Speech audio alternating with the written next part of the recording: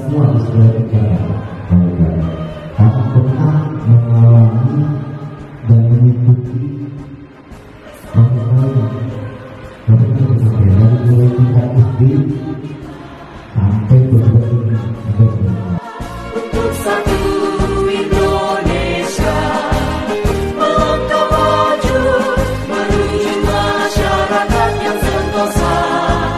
Jayalah Pramuka, jayalah Indonesia.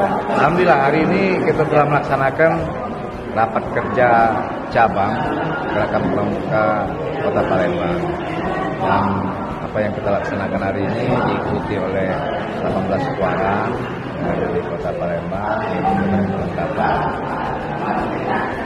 Rapat kerja ini dilaksanakan untuk menginformasikan kepada seluruh warang maupun badan kelengkapan program kerja yang akan dilaksanakan di tahun 2022 ini, dan juga akan menyusun rencana yang akan dilaksanakan ke depan. Tentunya dari hasil rapat kerja ini kita lebih mensinkronisasi kegiatan dan juga apa yang telah kita rencanakan yang akan kita laksanakan sesuai dengan apa yang sudah diprogramkan sesuai dengan rencana jadwal kegiatan yang kita lakukan.